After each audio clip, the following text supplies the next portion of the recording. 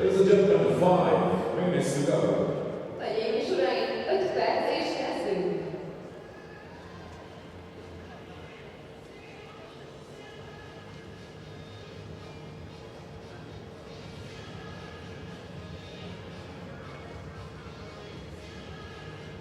We remind you that you can see the latest news, results, videos and photo galleries on the official website of the International Judo Federation, www.ijf.org. Follow right results on live.ijf.org. Don't forget to tag the hashtag of these World Championships, hashtag JudoWorlds. Amennyiben a legfrissebb híreket, eredményeket, videókat vagy fényképeket szeretnék megtekinteni, látogassanak el a Nemzetközi Judo Szövetség hivatalos weboldalára, a www.igf.org-ra. Élő eredményekért a live.igf.org weboldalt keressék el, és kérjük Önöket, amennyiben közzéteszem közösségi média oldalukon, ne felejtsék el a világbajnokság hivatalos hashtagét használni. Hashtag JudoWorlds.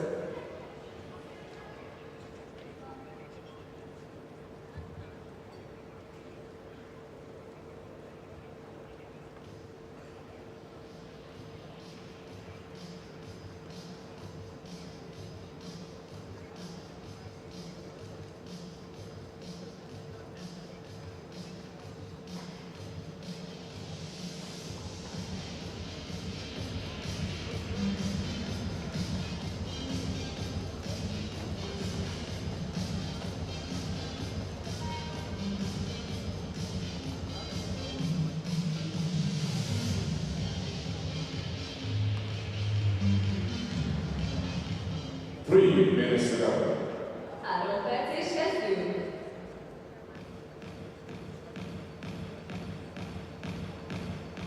Ladies and gentlemen, the final block will be held on the central tatami. First contest is bronze medal contest for women under 78 kg category. Hölgyeim és uraim, az érmes mérkőzések a középső 2-es számú szőnyegen kerülnek megrendezésre. Első 2 bronzmérkőzés látható női 78 kg-ban.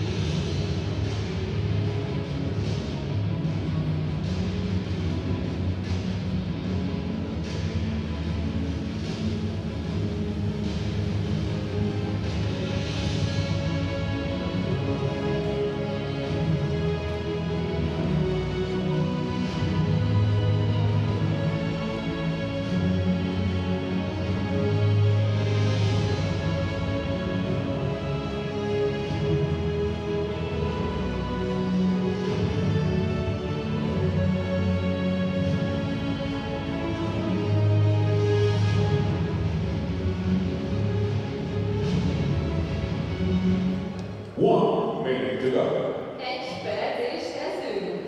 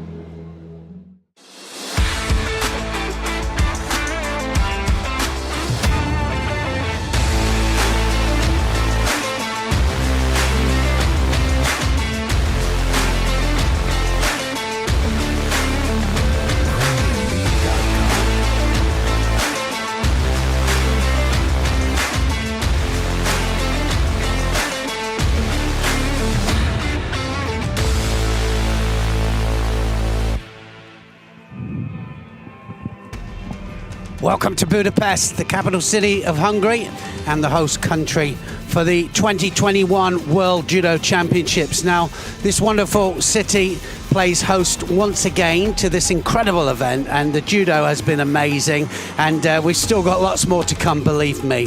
The 100 kilos, minus 100 for men, and the minus 78s for ladies has started well, and tonight promises great judo action, I promise you. Joining me in the commentary position is former world heavyweight champion Dennis van der Geest. Dennis, welcome. Welcome, Neil. Yes, and again we have a really nice final block.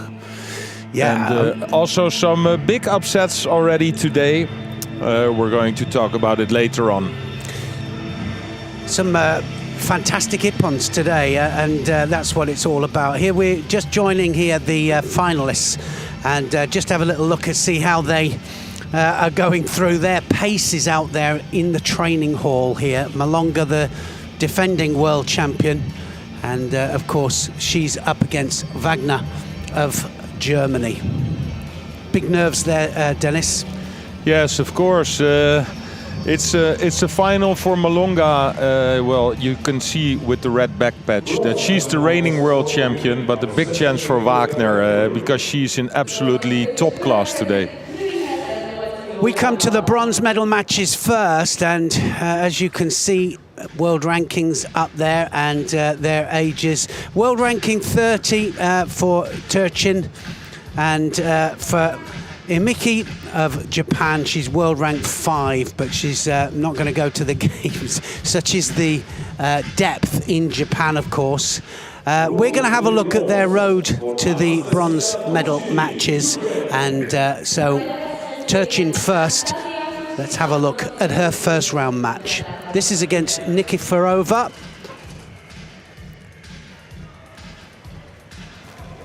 Shido on the board, but look at that. Counter-attack. Wazari win against Pekut of Poland.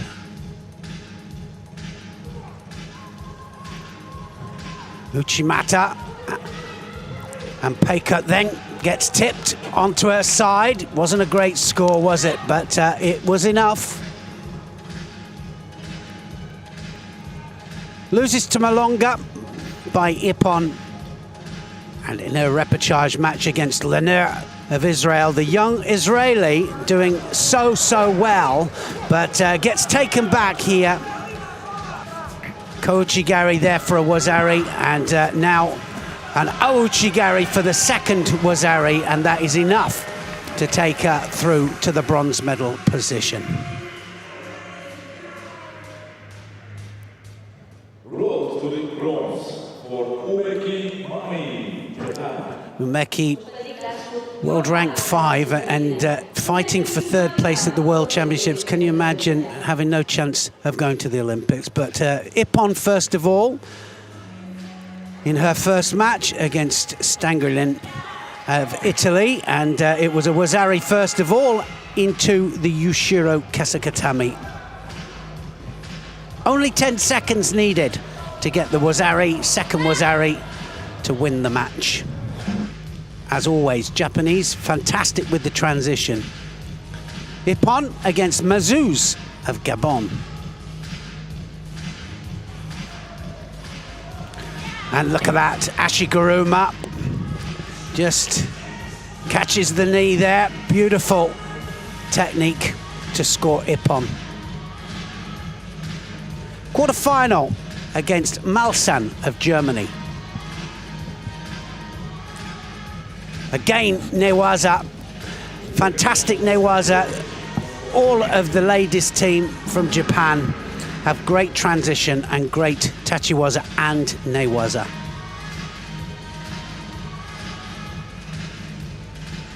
Loses to Wagner by a Wazari Umeki. But that was in the semi-final, but that enables her to fight for third place. So we're after a really good match here. Everardo Garcia of Mexico is the adjudicator. Well, and Umeki, well, she can get all the colors on a world championship.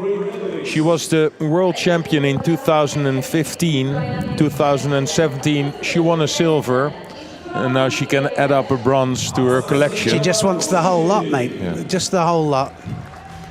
And I think this will be an interesting clash of styles. It is the girl from the Ukraine who loves to counter-attack.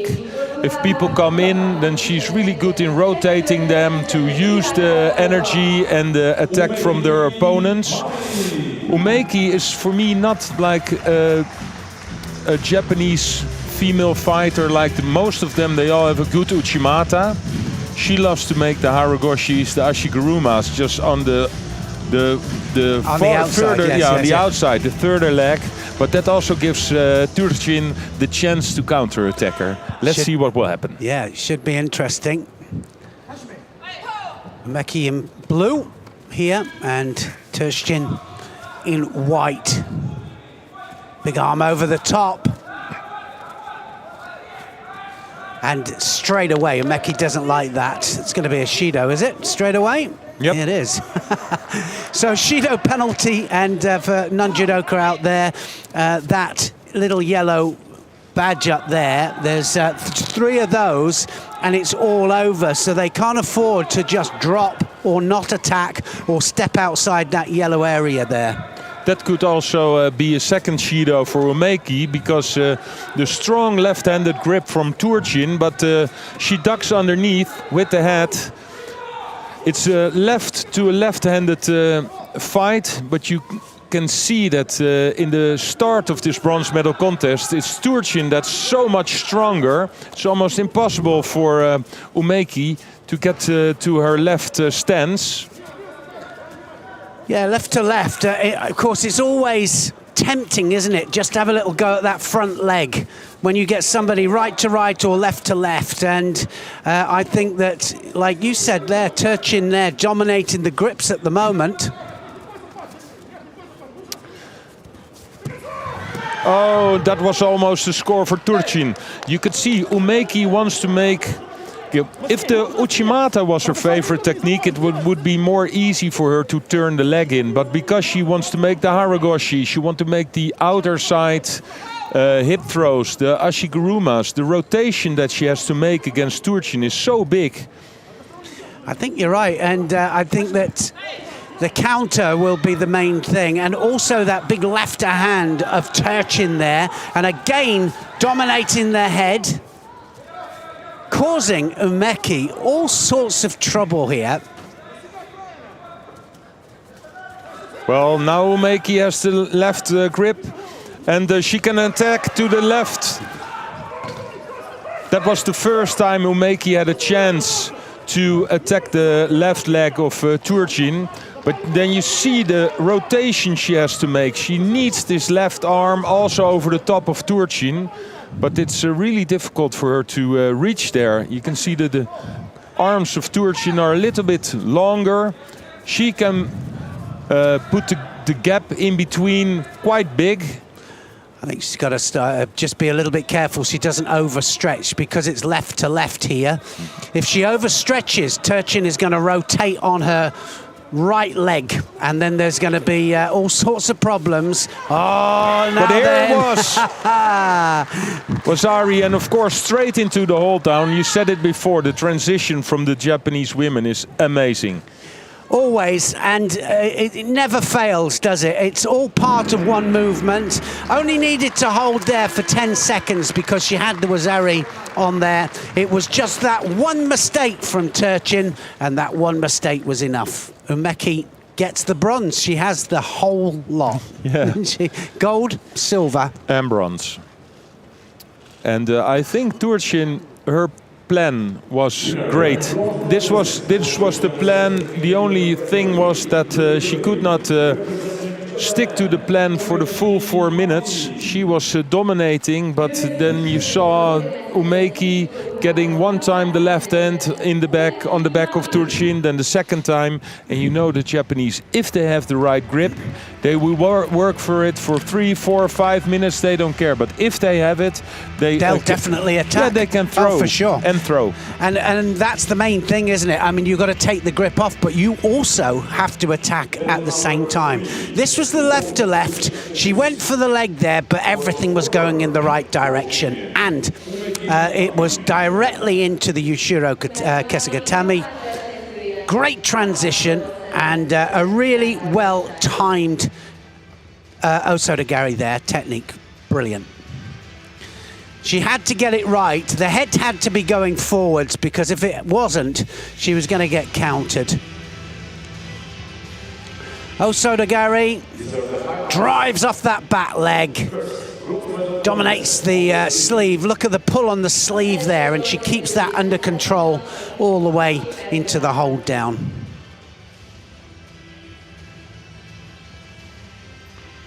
Well, I can tell you, Neil, why I was a bit quiet for a minute, because I was counting the amount of fights Marijn de Verkerk and Guusje Steenhuis had together. It's unbelievable. They're fighting in the next bronze medal contest. 2 Dutch girls. Guaranteed medal for the Netherlands. They're 14th or 15th time they fight each other in the World Judo Tour. That's amazing, isn't it? And yes. Who's winning? Well, the last 5 times it was Guusje Steenhuis. She will also be the one at the Olympics. Here we see the judo-gi control from Malonga. Yeah, these are the finalists, of course, and so important that they get tested. There has to be the right kind of belt, it has to be the right crossover, it has to be the right width of sleeve. Can't have tight sleeves, and they can't be too baggy either. So stringent and very nerve-wracking no for the flares? finalists. No flares? No flares like no they used to be. Yeah, well, did you we have flares, though. No, I didn't have flares. I had the opposite. I had drain pipes. Wow, what a matchup then. And how many times did you say? Well, I think this is the 15th time, and the last few times Guusje Steenhuis won. She's also the one who will be fighting the Olympics.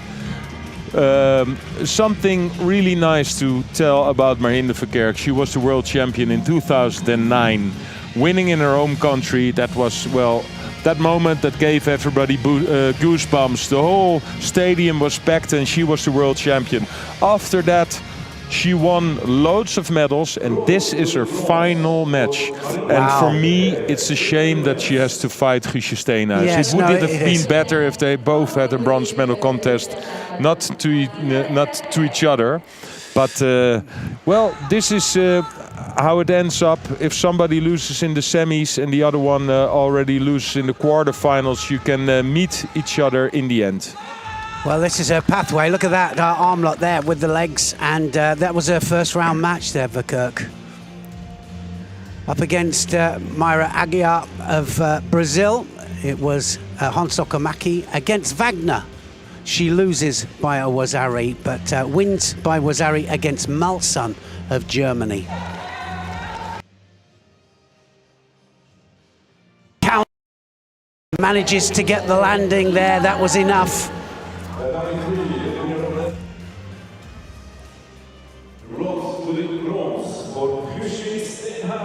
Steenhuis, then this is her route through to the bronze medal. Ippon win against Qualal of Algeria.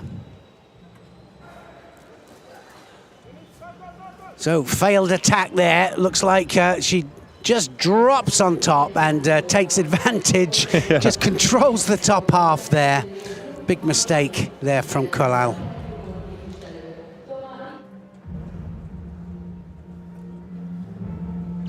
Round 2, Ippon against Broly of Slovenia. Uchimata, and hopping Uchimata it is as well. Look at that support leg. Went outside, didn't matter. It started inside. Brilliant Ippon.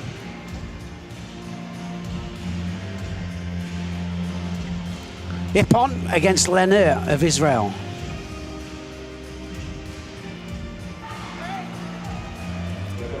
Koji Gary, really well directed there. Second was Ari Awazeti Ippon.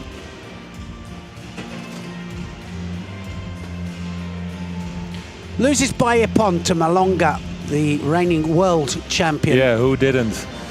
Unbelievable. That girl is on fire today. Absolutely, and we're going to see those in a minute for the final. Roberta Shalia will be officiating this match, and she'll keep them under control.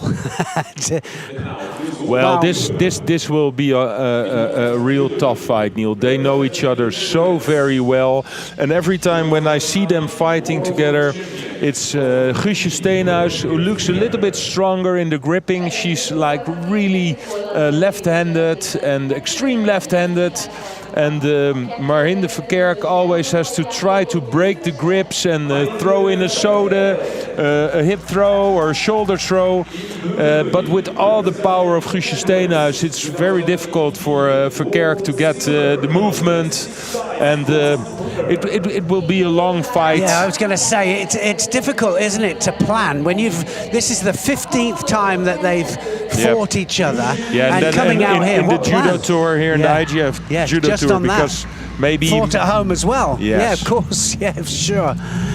Well, Melinda Verkerk then, she comes out, she'll be wearing white. Stenhuis wearing blue, both from the Netherlands, so guaranteed a medal, but this is very, very important for both these fighters. And this is the final fight of Verkerk. The final fight. After this one, she will stop. She already told that in the Dutch press. So maybe that's a little bit more motivation to win this bronze medal. Yeah, we all want to go out, don't we, at the top, and sometimes it's not always possible. Doesn't always go to plan, but left to left, these two. Yeah, so, oh, nice score from Guusje Steenhuis. This beautiful switch. Absolutely. Yeah, from the front to the back. Great change of direction there, and look at that. She just flicks at the inside of the leg there for the Ouchi to get the score. Wasari on the board really early in the match. So for Verkerk, this is going to be...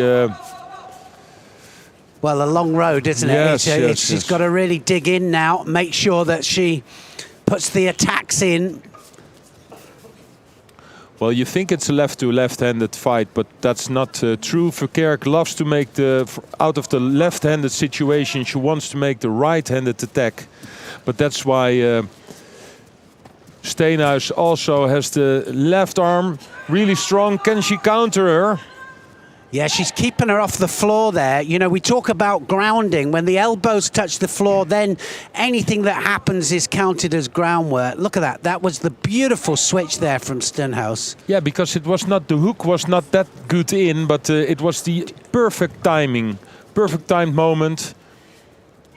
Yeah, and perfect for the change of direction, wasn't it? And Steenhuis knows how to do this.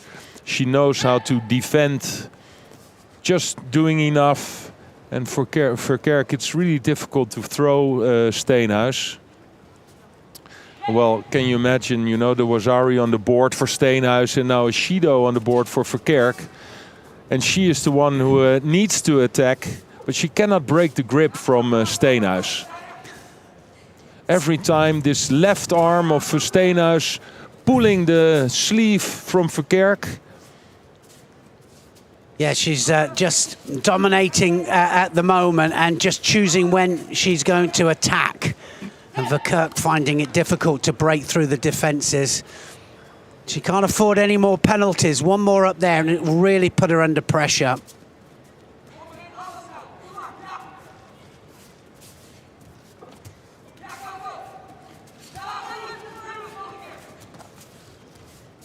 This looks really strong from Steenhuis. The left arm in the neck of Verkerk. Verkerk wants to make the right soda, but she cannot come close to her opponent. this was a small chance for Verkerk because of Steenhuis putting on so much pressure. She could jump underneath with this right sode. Yeah, Steenhuis wants to finish this, doesn't she? But it looks like it. Yeah, Verkerk needs to use that to her advantage. But the time is ticking away. It's, it is. 1 minute to go. Steenhuis still no Shido on the board. And pushing forwards all the time here. Look at the Verkerk pushing forwards. That's going to be a penalty for Steenhuis, for sure. Caught on the edge. Wow, Well, doesn't get it. Yeah, it was the two-time the Uchimata attempt that maybe you could say like, okay, she attacked and then she left the contest area. It was quite easy though. Well, she's going there now. This one was for me a bit more clear. I think for sure. Yeah, she's definitely backing off here. So in this last minute, she's in defensive mode for sure, Steenhuis. And Verkerk is going to come forwards here. But you can see if Steenhuis has the grip with the two hands that it's impossible for Verkerk to launch an attack. You cannot say that she's not trying. She tries everything, but she just cannot break the, especially the left hand of Steenhuis. That's so much stronger. This attack was good enough. 19 seconds to go. So one more chance for Verkerk.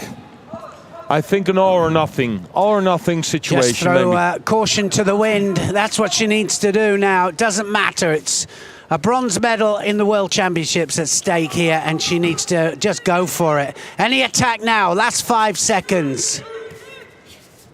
That's it, she's taking the second Shido there.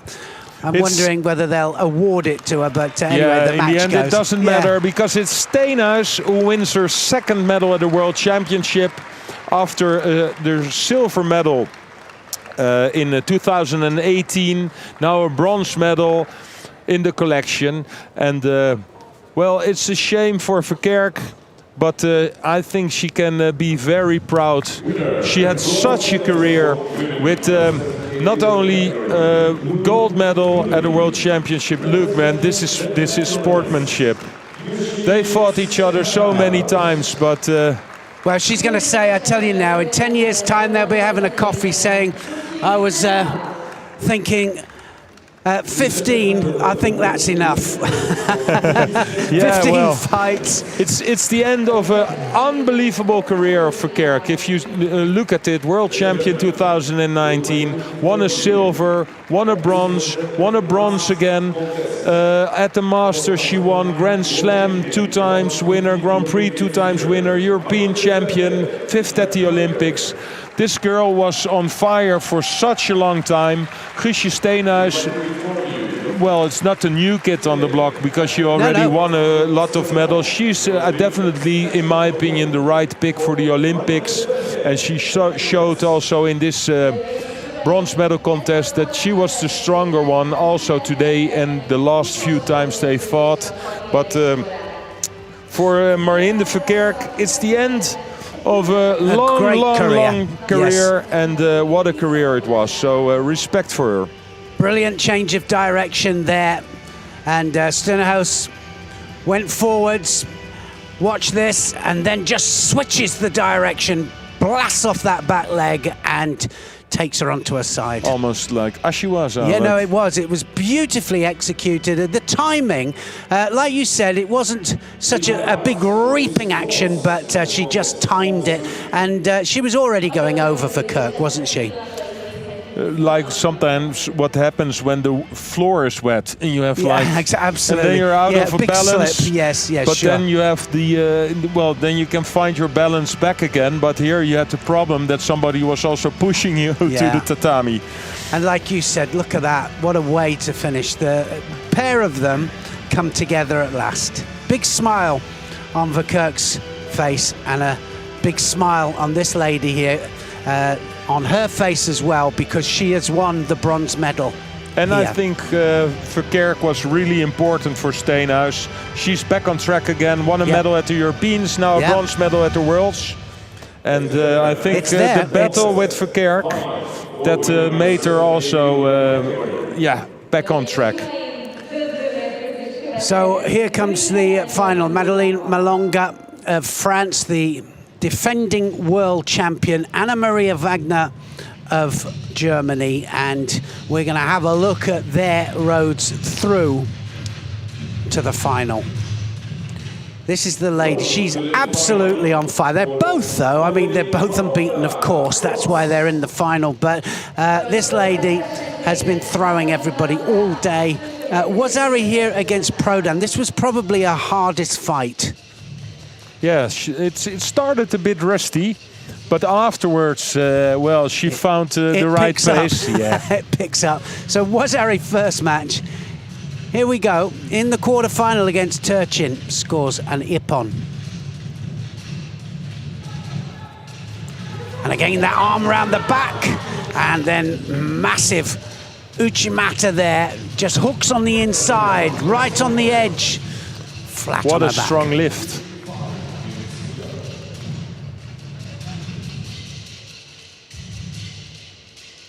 Semi-final against Stenhouse. Again, scoring ippon. And again she goes in with the Ouchigari and tries to turn it into the Uchimata, then changes the direction again. Goes forwards. Now watch the change of direction and look at the control on the back. Takes Stenhouse onto her back, and she is yet again in a world final. Whoa. Fantastic. Quite determined, huh? Yeah, just a bit.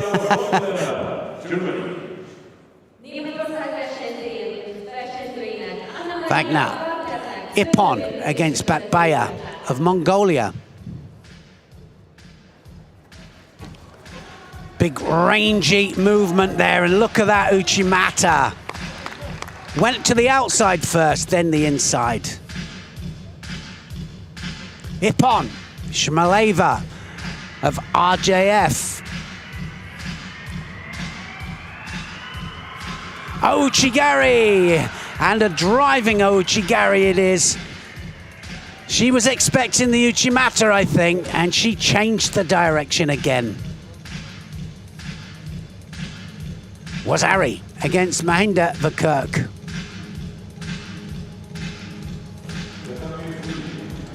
Same situation here. Uchimata. Uchimata onto the side. And she is into the semi-final. Here she is against Umeki of Japan. This Wazari's score was enough to take her through to the final. It's Tanio Tosh.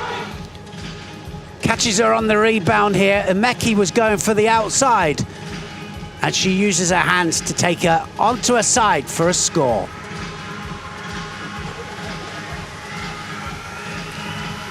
Two on great form. Yes, and not only today.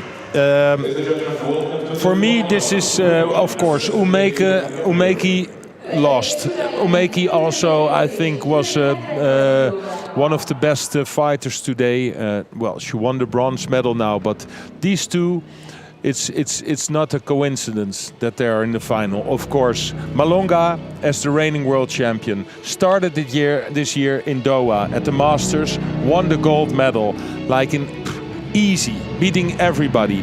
Wagner, Tel Aviv Grand Slam, gold medal.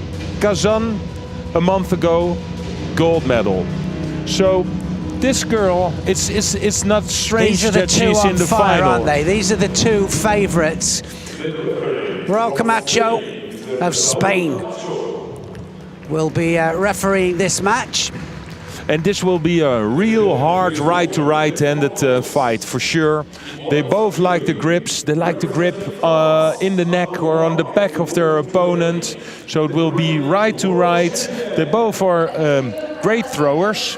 If you see Wagner with the Ouchigari, the inner leg throws, but also the Harugoshi, the Osotogari, she has a lot of styles that she can make scores out of. Malonga exactly the same. If she has this grip, the change from the front to the back, that is unbelievable. So we will see a clash for sure. It's going to be a clash, and a clash of the big throwers. It's like two boxers coming out, throwing bombs at each other, and I think that's what these two are going to do. I don't think they're going to go for small scores. This is going to be big. So, the final then, under 78 kilograms, Malonga of France, and she's up against Wagner of Germany. Watch the big right arm, and straight away in there for the Ouchi. Wagner opens up the account.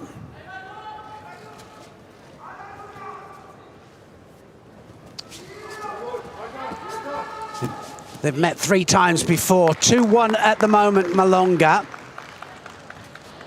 So it's Wagner who opened up the final with 2 Ouchigari attempts. And you can see that Malonga is, her tactical plan is to break the grip.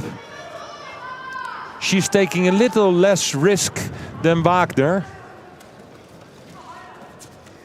You're absolutely right, though. You know, they're looking for the same thing here, to go on the inside there. Uchimata, they want the big right arm over the top, both of them. Wagner just beating her to it, though. That's the 3rd really big attack there from Wagner. Could be a Shido for Malonga. It wouldn't be strange if they give it. She's certainly not far off it. She'll have to get on the pace now. Well, sometimes in a final they're not that quick with the penalties, and maybe that's a good decision. But now this is again a good attack by Wagner. Gets the penalty, yes, she gets it. And we kind of expected that. So 1 yellow flag or dot up there, and 2 more, it would be all over. But she'll have to get onto the pace. She's just 1 step behind at the moment to Wagner. Now she has the grip she wants. The right arm over the back. On the back of Wagner, you can see directly that Wagner is in trouble, pushing the hips away. She was on the belt too long there, and I was just about to say that, and she just realized it just before that break. So she gets a penalty for defending by pushing against the hip, but also holding the belt too long. Wow. One-sided, she has to attack when it's one-sided. This is Ouchigari! Well, that went outside of the area. It was just too far out, and we needed a faster mate there. It really did, but difficult to stop it in mid-flow, isn't it? I mean, they went outside. It's massive. It's impossible, Neil. Yeah, it's impossible to stop. When you're falling, both fighters, they went for the Ouchigari. Well, of course, the fans of Wagner are screaming for a Wazari. No, for me it went too far. I don't think she meant. I mean, she did what every fighter would do. She went for it. This would be, yeah, because otherwise we could like hop out of the stadium, and when you fall there, yes, for some reason the referee has to call mate. But this is also a good Osotagari from Wagner. These both fighters, they're also really good judokas, eh? Yeah, no, outright judo. It's fantastic judo, and I've got to say that Wagner is all over it here. Malonga hasn't been able to stay up with it on pace. Wagner's been dominating the main grip and attacking off it as well. I think that the 2 Shidos up there, 1 each, it doesn't quite reflect what's been going on. Yeah, the only thing is, how long can Wagner fight so hard for a right grip? You can see that it's getting more and more difficult for her to get the right arm in the neck of Malonga. Malonga is taking a long time, you know. She's thinking, this final could be more than 4 minutes, golden score. It will be more and more difficult for Wagner to get the right arm. Oh, Soto to Osoto. It was Wagner that went for it, but Malonga thought, right, now for the counter. When it's right to right, left to left, that front leg there, if you go for it, you've got to make sure your head's going forwards. Otherwise, you get countered. Now, Ouchi again. Well, it wouldn't be strange if Malonga got the second penalty, because it's Wagner who tries to make the attacks. Now they're just waiting, doing nothing. This is a situation, well, a switch from Wagner from right to the left, but again an attack from the German girl. I think she's going to get the second penalty here. Malonga wants to come forwards to try and prevent it, but it's not going to happen.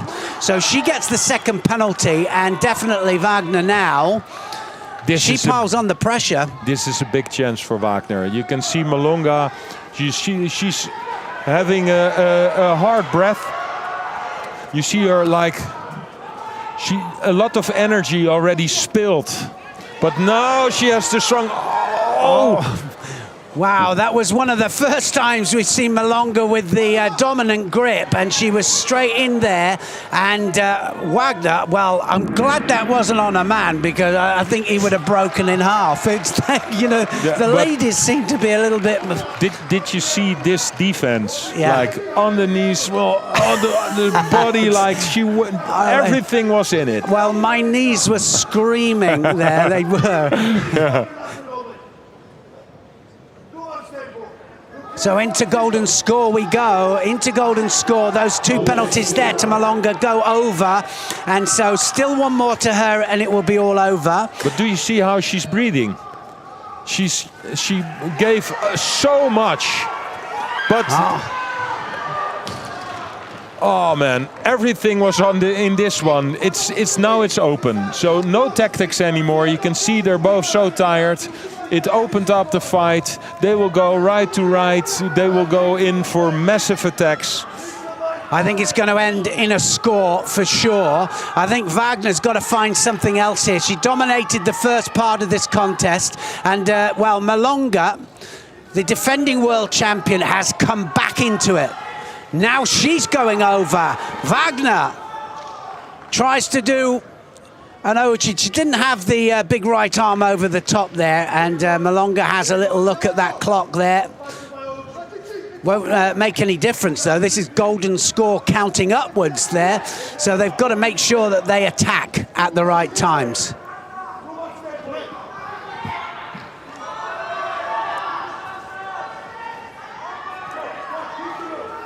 Wagner goes over the top again. Yes, this is looking good for her. Oh, Uchimata! Uchimata, there's the score. It's Wagner, the world champion. Wow, what a score that was. And under pressure, you said as well, Dennis, that this was all about pressure. It was going to end in a score, but we didn't think it was going to be a massive one like that. What an Uchimata.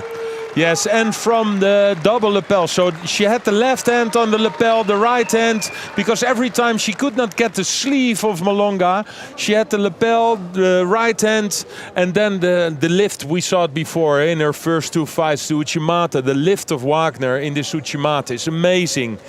And she's the new world champion, the reigning world champion. Well, the red back patch will go from the one to the other. That was an amazing match, it really was. I mean, like you said, it opened up.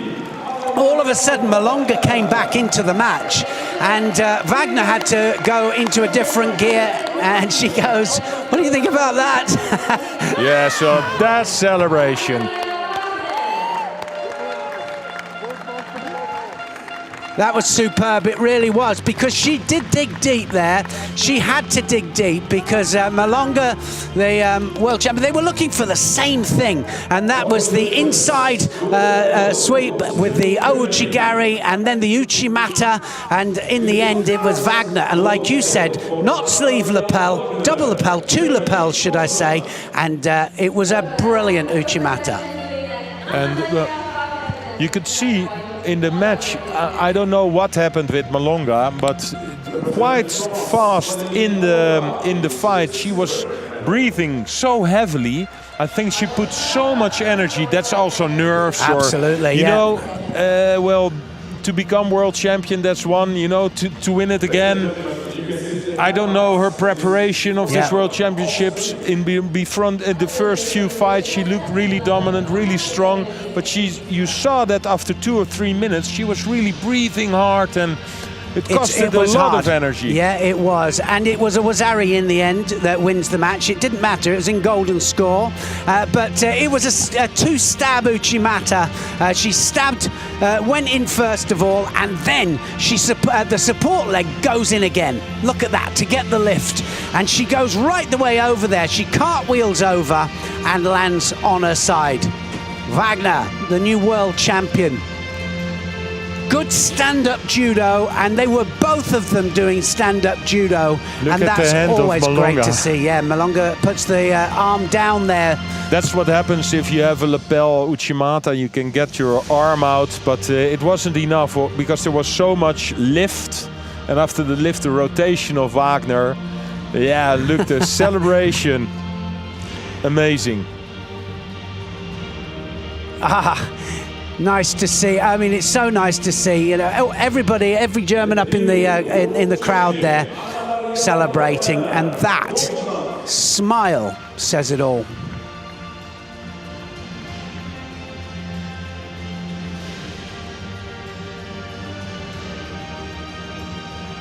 New world champion, Wagner of Germany. She's had unbelievable form all day. Came here. I mean, this is one down. Remember, in 3 weeks' time, probably going to meet again. World rank number 1 and 3 coming into this. I don't know how that's going to change now with the points. I mean, she's going to get a massive 2,000 points, and it might take her into the world number 1 position. Well, look at this. The finalists here working out and warming up. This for the is, under 90 kilograms. I think nobody expected this man to be in the final. This man, of course, is the reigning world champion. So, we have 2 world champions there. Now, Fonseca today was in absolutely brilliant form. And I did not see him in this form for a long, long time. Maybe he did not even win anything between the last World Championships and this one. What a time to do it. Well, you can tell us a bit about this bronze medal match in a minute. Let me just have a look at their run through first. Valam Lipatiliani hasn't won a world championship or Olympic Games with all the medals that he's ever won. He's a 3-time world silver medalist. He's going for another medal here at the World Championships. I think he's also got a couple of bronzes in there as well. Unbelievable. And he's up against Michael Corel of the Netherlands. And so when we get to him, we're going to ask Dennis to make the comments. Here we are with Lipatiliani. This was his road through to the bronze medal match. Wazari, first of all, against Katarina of the Netherlands. 2 representatives from the Netherlands in this category. And it's Soda Makikomi. He has 3 changes of direction before he places him onto his side. Unbelievable.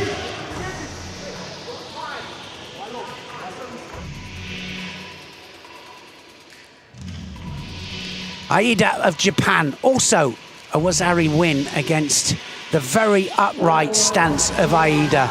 Aida does the Uchimata, but very, very low counter there.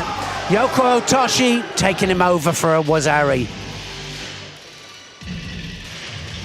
He loses to Kokolja of Serbia by Ipon Lipatiliani, but wins by Wazari against Adamian. What a draw he had. Unbelievable. And again, he does the counter. Look at that. His right hand went into the neck there of Adamian, and he just directs him onto his side. Well, the bronze medalist in 2019, and again he's fighting for the bronze medal, lost his semi-final against Fonseca, the reigning world champion. Corel had a good day, but in the semi-final, that was, I think, not what he expected, especially when you saw the 2 fighters that were in the semi-final on the other side. Absolutely. Butsacarini from Brazil, that was his round 3. this seonage, well, it said it all. 2 hands on the sleeve, jumps underneath with the left seonage, one of his favorite techniques. Alexander Adir, that was the quarterfinal for him, brought him into the semis. It was this Kata on the right-hand side that scored the Wazari for Korol. Blistering form. And he started this semi-final with good tactics, but I don't know what happened with Fonseca, because I saw him at the Europeans and that didn't look well, and today he's throwing everybody totally different. Quite fast. Well, I think, yeah, it's going to be an interesting final. We'll come into that in a second, but let's concentrate on this bronze medal match first. Lee Partagliani. So this was one of his last chances to get this gold medal at the World Championship. And there are a lot of categories here at the World Championships where the best fighters are not there because they're preparing for the Olympics. If you saw the -100, maybe a few weren't there, but the level was so high. I think they were all on his quarter, actually. They were all on his quarter. But it's unbelievable. Everybody thought Adamian, Lee Partagliani, that will be the semi-final. They were fighting each other in the repechage. It was Kukolje and it was El Mahas in the semi-final. Unbelievable. Yeah, some massive surprises. Kukolje, who's in the final, went up from under 90 kilograms. We'll tell you all about him in a minute. Let's concentrate on this, the bronze medal match then, and it's Partagliani against Korol. And let's see if Partagliani has the energy to fight for this bronze medal. He won so many medals at the World Championship, 5 in total, 3 silvers and 2 bronzes. So you know what he wants. He wanted to have this gold one, but now he's here in the bronze medal contest. For Michael Korol also it was difficult, losing the semi-final quite easily against Fonseca. And also these guys fought each other a few times, and most of the time it was Lee Partagliani that won, but the last 2 times it was Michael Korol. With throws, he threw him with a big Uchimata, and yeah, they're a bit more tentative here, isn't he? Partagliani just guarding himself from the Uchimata, that's for sure.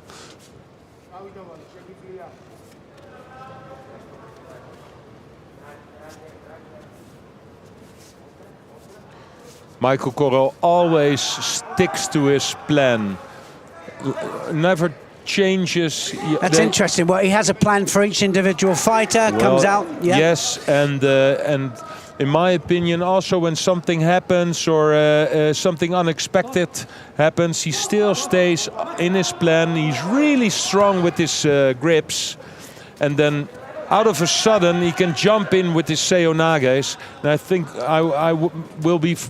it will be for sure that he will be trying this left seonage on the 2 sleeves. But he will never do it in the first minute, always after a few minutes. Takes a little bit of time, doesn't it? Goes in for the right seonage first of all. And it's important, isn't it, that they attack both flanks, not just one way all the time, but both ways. A little bit of blood, I think, might be from somewhere. The referee also said, well, if it's not there, it's not there. Yeah, we continue. Couldn't see it there. So Partagliani here, just very cautious and probably thinking about the last time they fought. So he's got to grip up and he's got to think about an attack himself. Just snapping the grips off. He's not far off a second penalty here, Partagliani. Now he has to grip. The right arm is on the shoulder of Korol. Then he's dangerous. And directly it's Michael Korol who breaks the grip again. Yeah, not a strong technique there. I thought it was an attack, but it wasn't a strong attack by Partagliani. If you're not careful, then you put an attack in because you think, well, I've got to put an attack in here, otherwise I'm going to get penalised. And it's the attack that gets you penalised. Yeah, but at this moment, Lipartoiani is really losing this fight with gripping. It's the gripping of Michael Korrel. That's what I said. They have a plan how they do it, and every time it's the same. You can see now Lipartoiani is getting a bit closer, but that also gives Korrel the chance. But again, the attack, yes, and straight into the hold down. Oh my.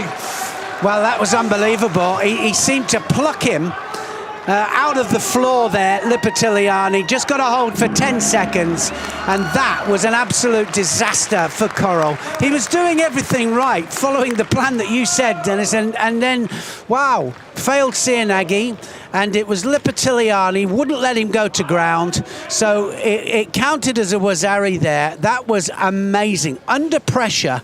You're making one of the strongest attacks in the fight with this shoulder throw. You know Lipartoiani comes close to you, has the right arm on your shoulder, so perfectly to make this deep Seoinage. That's what Michael Korrel did.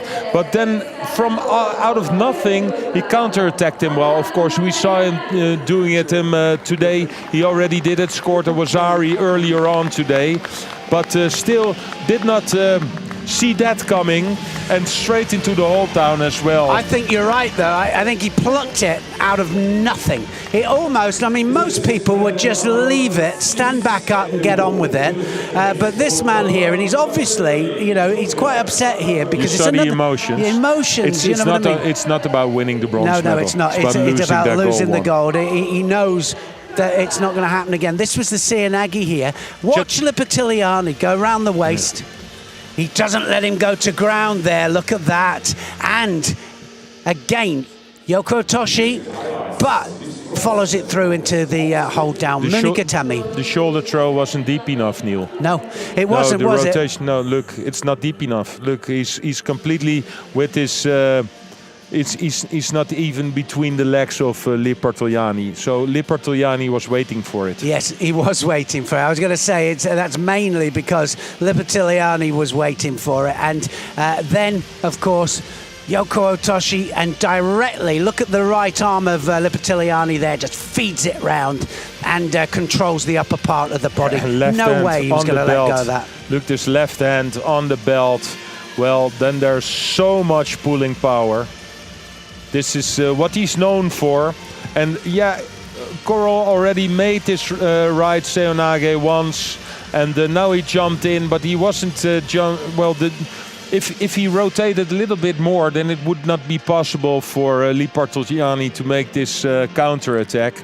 But now, because the Korrel wasn't between his legs, he could make the move with like the steering wheel, the left hand, and yeah, I know for sure this coach, this emotion. Yanni, I fight this man. It's very emotional, strong coach. They're telling, I think, in front of them, they're saying to each other like, okay, you lost your last chance to win this gold, but we're going to cry about it after the bronze medal. Absolutely. Brilliant stuff. And judogi control here, and Kokolia, can he surprise everybody, going up from under 90 kilograms to minus 100? And I know that he's not the full 100. I know that what his weight is, and I'll go through that in a bit. But here against this man, the defending world champion, like you said, absolutely on fire. The nerves are there. That's ready to go. And what a character, eh? Yeah, if he will win, one thing's for sure, we will see a dance later on. He's going to be dancing, for sure. The bronze medal match first, and we're going to, first of all, we're going to go to Solomadze there, and he's going to be fighting El Nahas of Canada. And Solomadze, of Georgia, is the young Georgian just coming through, and he's done remarkably well. His repechage final against Adur absolutely slammed Adur down. World rank 31, it's going to go up after this. Let's have a little look, see how his route went. Young Georgian, we haven't seen a lot of him, round one. First time I saw him was in Tel Aviv this year. He was a junior. Well, this was Ippon, and look at that, big, massive Kosoto. Well, it's Kosoto Uranagi, isn't it, almost? Such big hip movements all the time from the Georgians. Wazari against Gazimov.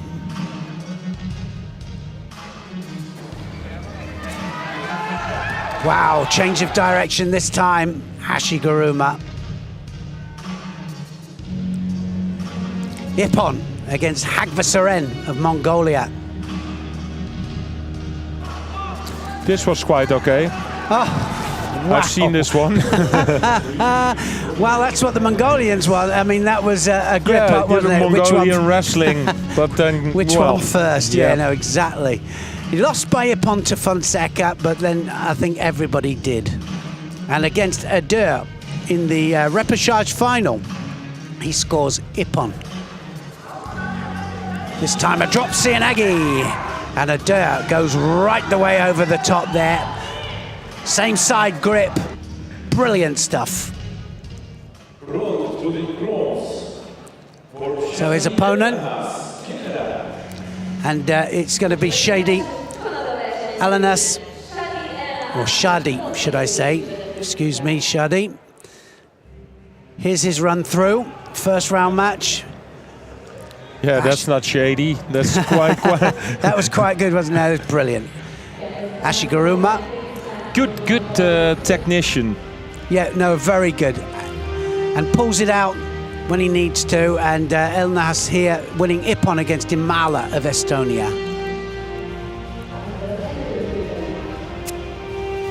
So goes for the Sangaku, his opponent, but then Alanahas turns on top of him and then secures it for the Osai Komi, and it was all over.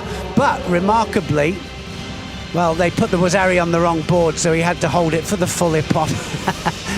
Here against Adamian, here, one of the favourites in the category.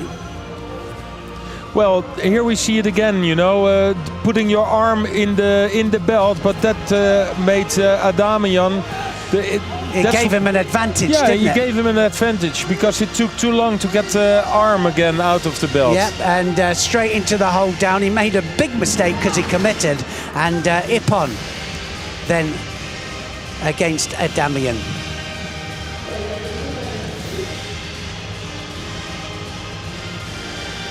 Semi-final, he loses to Kokolia by Wazari, and he comes down directly to fight for bronze. So the second bronze medal match then,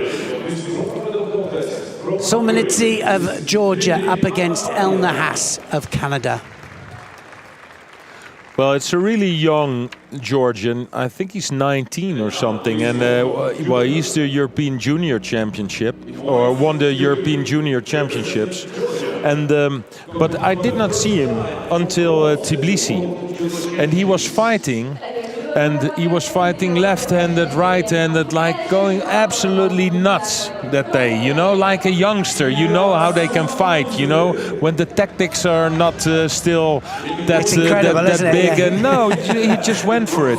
And he came into the final. Guess what? Who he was facing in the final? El Nahas. This is the final of Tbilisi. And I'm assuming that El Nahas won that particular encounter. He won that. That was the first time they met. I saw Solmanidze afterwards in Tel Aviv. He also won a bronze medal. So he's just like well, this could go months. either way, couldn't it, really? Yeah. And let's have a look at it then. And the Georgian, Solmanidze, is in white here. El Nahas of Canada in blue. Yeah, and I saw him today fighting Solmanidze. It's not that open anymore as in Tel Aviv and Tbilisi, but well, it's also not a lot of tactical things. He just locked on there, didn't he, to that front leg, and El Nahas was starting to go upwards in trajectory there.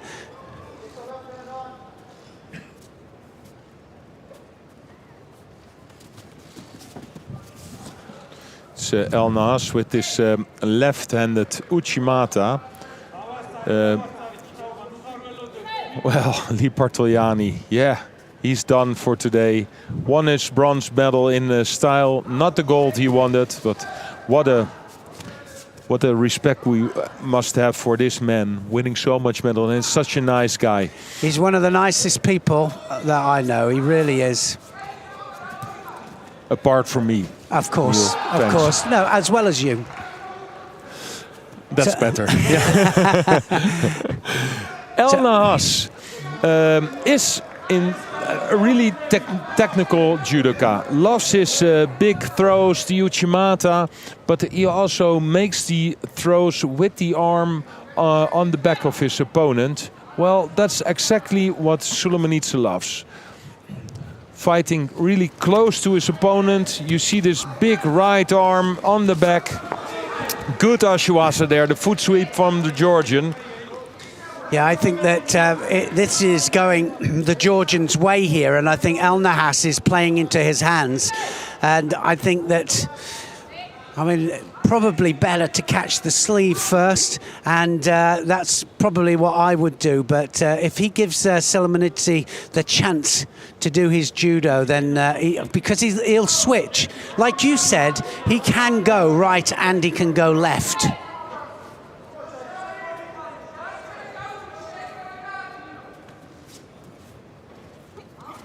Now he's gone sleeve. Oh, and he's got to go in hard as well. He cannot stay there. Uchimata, though, from Elna Haas. That was quite a dance there. It was a little bit of a panic, I think, yeah. But still a great effort from Elna Haas, because normally when you're in a situation like that with a Georgian, you're in big trouble, but he still felt where he had to go, and he could throw out his Uchimata. And of course, they fought each other already. And Sulaimanidze, the first time I saw him, he did amazing stuff. But now also his opponents, well, they watched his videos. They already know, well, what is the plan? What does he do? And you can see that it's more difficult for Sulaimanidze now to get the right grip he wants, to make the big lifting attacks. It's never easy, is it, when they study you and all of a sudden then you've got to start with a different game plan. And like you said, first time when you saw him, no tactics, but now you've got to think about the tactics. Nobody knew him, Neil. No. Yeah, from the juniors, but the seniors, you could see that they did not know how to fight him.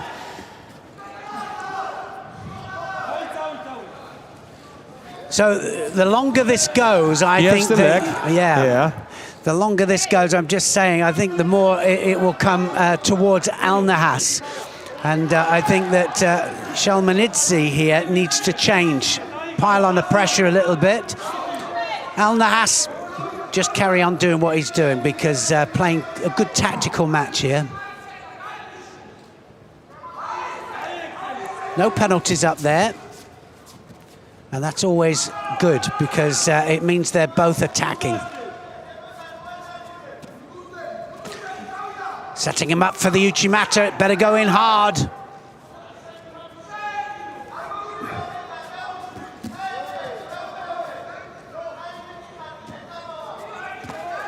Oh, the other side. And I just wanted to say, I think Elna Haas is taking a lot of risk.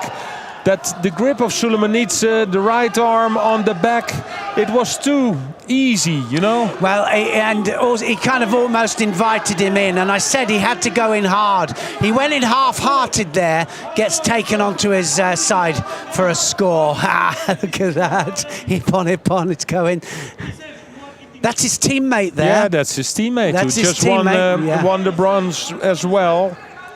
So this is the new kid, and this man is 19 years old now. Zari on the board a minute to go. I love the way Sulaimanidze was controlling the left shoulder of Elna Haas. He counter-attacked him with the Urinage, but pushed with the other hand also. Look at the left hand of Sulaimanidze. Oh yeah, great Tewaza, absolutely. And I don't know why this has been stopped now. It's a request to have a look. So the video referees, the supervisors Elbow, will have maybe? a look. Maybe, Elbow. I don't know, I'm not sure. No, for me it was a score. But No, they've taken it off. Wow. Well, I have to look a little bit more closely at it, but yeah, maybe the elbow out. Maybe from the other side. I thought the elbow was out a little bit, but normally that is when you fall on the side, but he was falling like, well...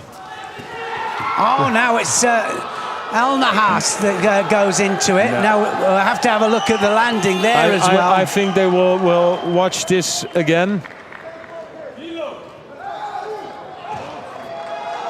Well, it's so debatable, you know. It always is, isn't it? The other one, and we're having a referee sport, so it's also really difficult.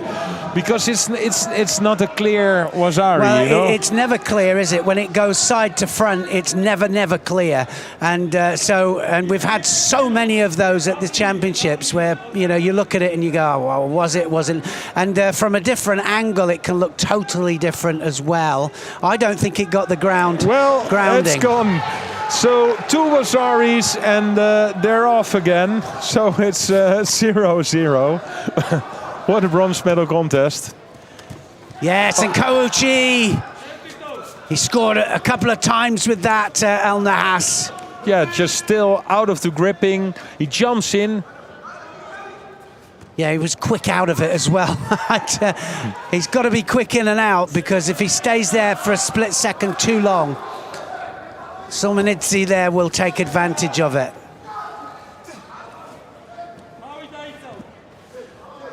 So the time is ticking away, 14 seconds to go, and then we're in golden score. And it doesn't happen so often, but if it happens, you know that it's a good fight. After 4 minutes, no Shidos on the board, no penalties given. These both fighters are going for it, and that's what we expected also. Yeah, I mean, it had, yes, really dropped that... drop Seoinage or Seotoshi that he does there. Almost looks as if he just sticks the leg out there. So here we are, golden score. Who will win the bronze medal? Will it be Sulmanidze from Georgia or El Nahas from Canada? Yeah, can you imagine? Possibility of 2 medals on that rostrum in minus 100 kilos. They obviously trained together, Lipitiliani, Sulmanidze. Sulmanidze will have come up as a junior.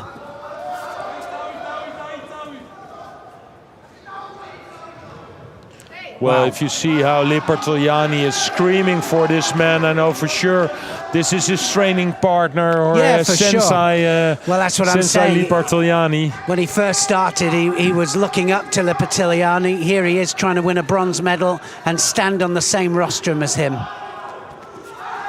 Right arm over the top here, Sulmanidze. Now he's got the sleeve. They're going to go in now, looking for the Uranagi, and this time El Nahas decides to abandon it halfway through. Yeah, you can see the doubt when El Nahas, he feels, okay, I can throw in this hip throw, maybe an Uchimata, but then again he feels the danger of Sulmanidze because he's standing there like, come on, do it. That's it. Throw your hip in. Invitation, yes. Yeah, throw the hip in. Oh, he's done the same! Well, oh my goodness me. Wazari for Sulmanidze. He did exactly the same there, didn't he? It was exactly the same technique as Lipitiliani, and he took him out the ground. Well, actually, saying that, it's not. Remember, all the way through here, I've been saying the difference. If it's grounded, it's elbows down on the floor, and if it's not, then it gives chance for the counter, and that was brilliant. Look at these two as well. That was brilliant. Yeah, it was Sulmanidze who counter-attacked this shoulder throw. So we have 2 Georgians on the podium. And the old judoka Lipitiliani, he's not old, of course, and the youngster, wow. 19 years old. And look at that, straight into the arms of everyone there that just congratulating, just love their fighters, they really do, and they're also pleased for him. Georgian judo is such a big sport in Georgia. And it's such a great place to go as well if you visit, and I mean, they're so wonderful, the people there. Al Nahas will be disappointed. He went for the Kouchi there. You said before with the Kouchi, you said very fast to go in, but also very fast out, and now he completely misses the leg. And stays there just that split second too long, doesn't he? And just rips him out the ground there. Goes onto his shoulder.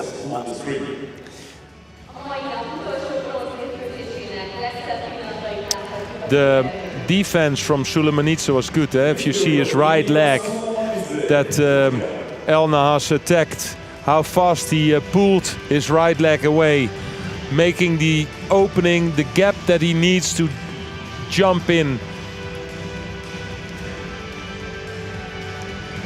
Well, that right hand as well, yeah, like you say, dominating the head, making sure that it's under control. Al Nahas is saying he didn't get the landing. I think a few people might say the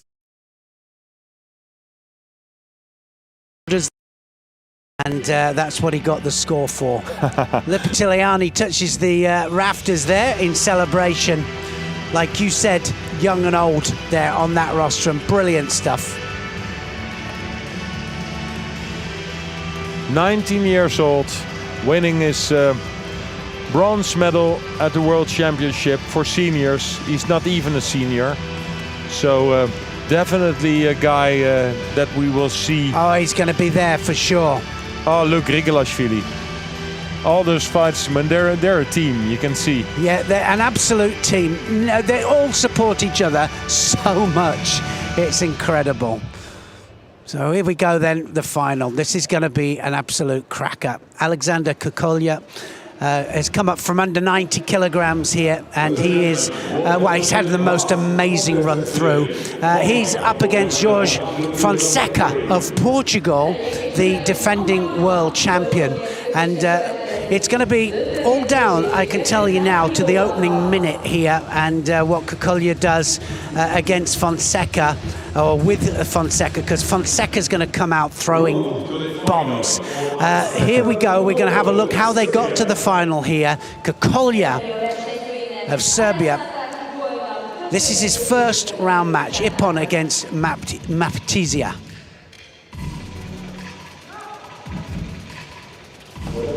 Uchimata, and wow, how easy did he make that look. Look at the support leg there. Look how deep it is, how controlled it is. All over. Right the way over, should I say, onto his back. Ippon against Baktuyag of Mongolia. Arm round the back there. Kouchigari, now driving Kouchigari there. That was second Wazari to win the match. Ippon, Karamov, Uzbekistan.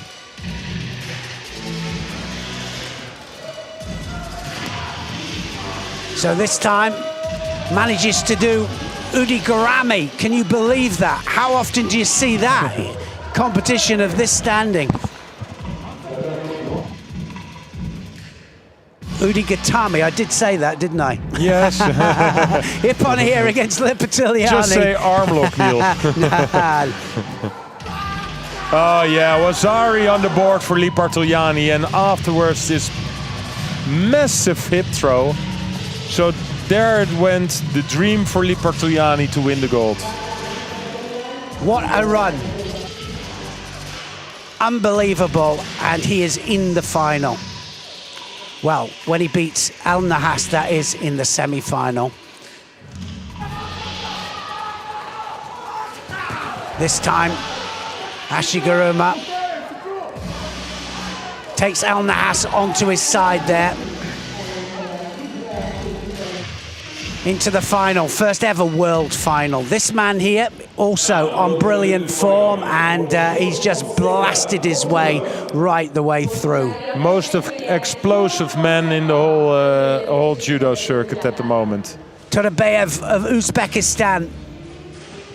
Let's have a look what happened here. Oh, Sodagari is what happened. Look at his body posture. Oh, it's not in the Gokyo, not done like that anyway. Fantastic stuff. Ippon against Reyes of Canada.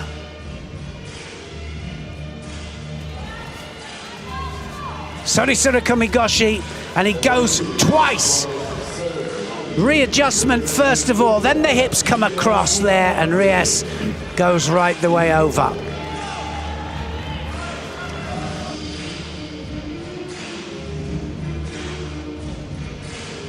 Ippon, Solomonidze of Georgia.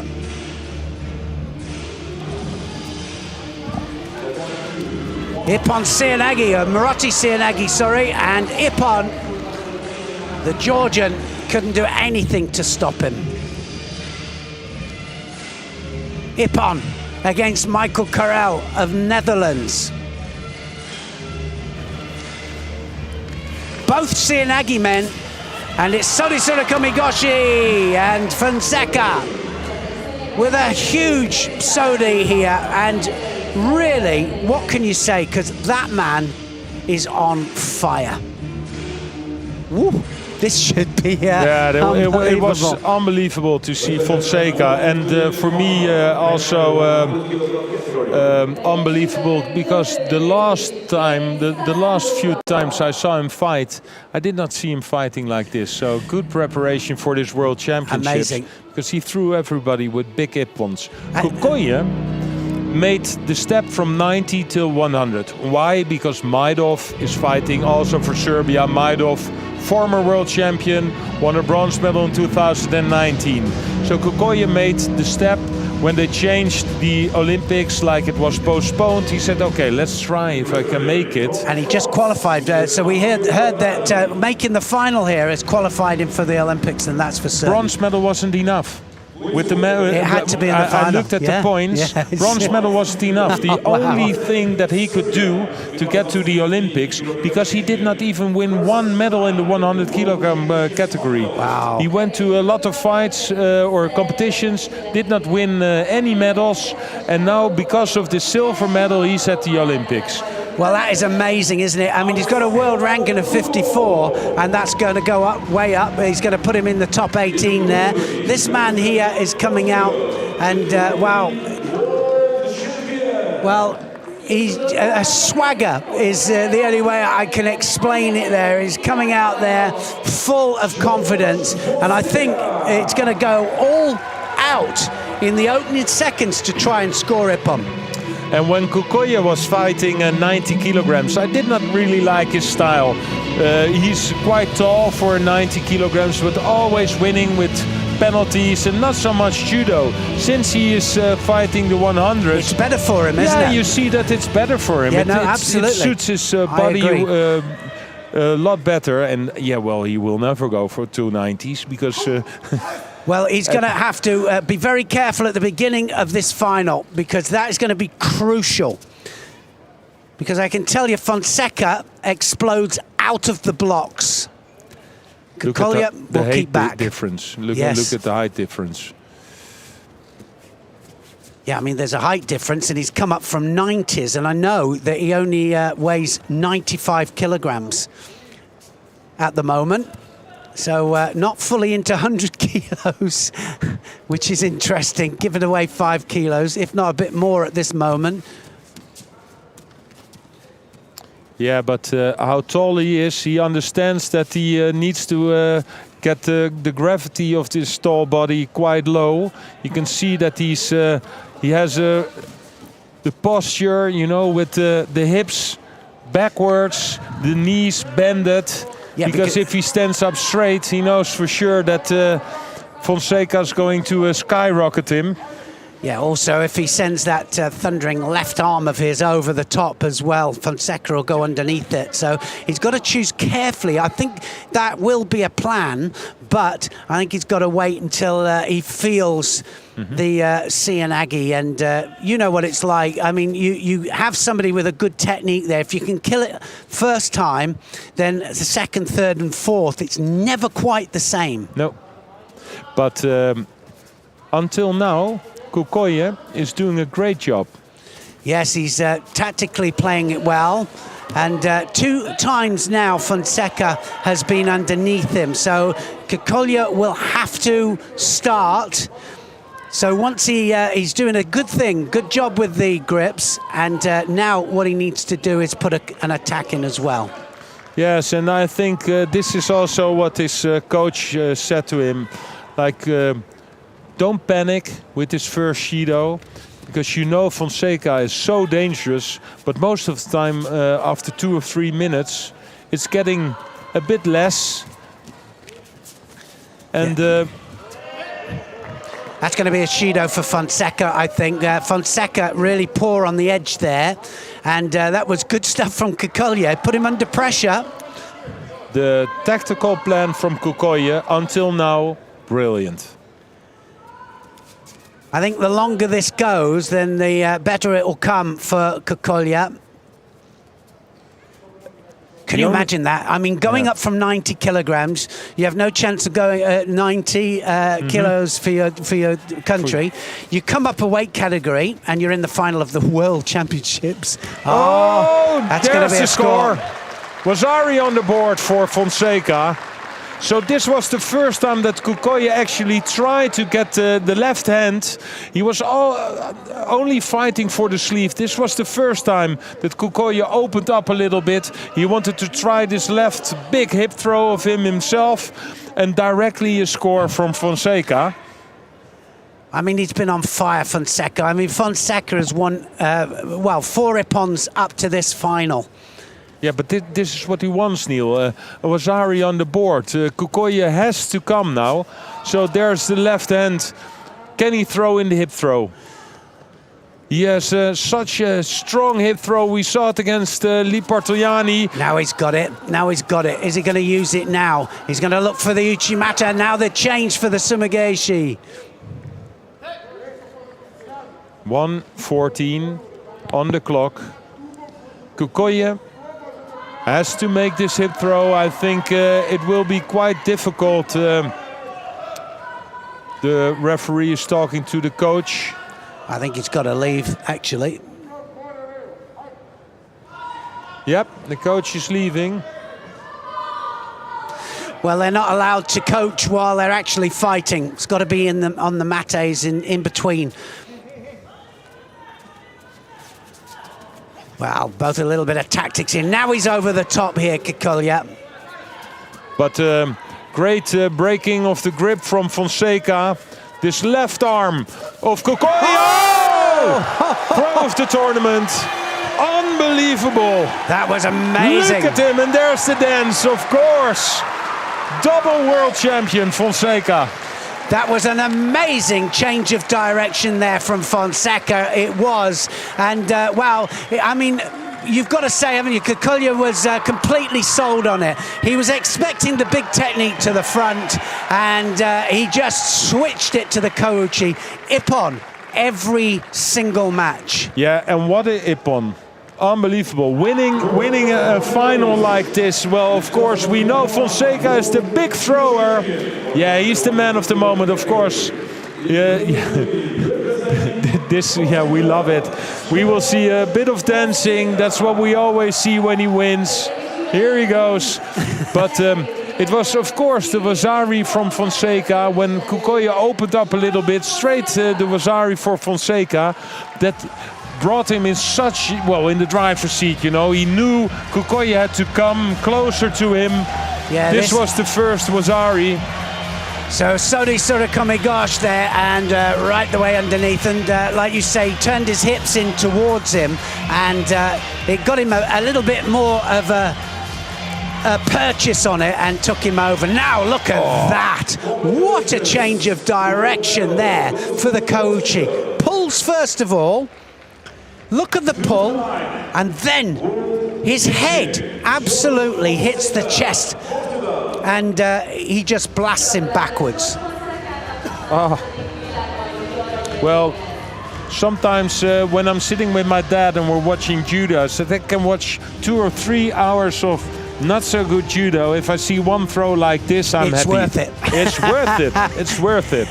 This is the way. Well, He knows where the camera is as well. The big crane. We have so many cameras. We can see everything in all the directions. This man is double world champion. Double world champion, and he did it in absolute style. And you know, you said that sometimes you can see it and he's not quite on the form, and he's hit it now twice in 2 world championships. Look at that. Look, Portugal the celebrate. The Georgians are celebrating as well. Portugal, Georgia celebrating, and that was amazing. Well, we've got the medal ceremony of the ladies under 78 kilograms just about to happen, and we've got to catch our breath here because in the commentary position here, Dennis van der Geest and myself, well, we both came out of the seat there with that kouchi. I think we were both doing kouchi. Well, unbelievable, but it's also, you know, the plan that Kukoya had, that went quite well. I think the opening up to go with the left arm on the back of Fonseca, I think it was a minute too early. Yeah, you have to get your timing right, don't you? I think you might be right there. It couldn't be, it had to be in the latter part of the contest.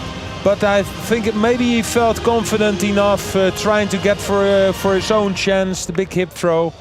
But that was the moment Fonseca scores. When you give this man a chance, he's so explosive with all kinds of techniques. And he can gas, Connie. I mean, sometimes he can. He loses his breath sometimes in certain competitions. But in the World Championships here, when it really mattered, 5 contests, 5 Ippons. Wow. Here we go then, the awarding ceremony then for the ladies under 78 kilograms.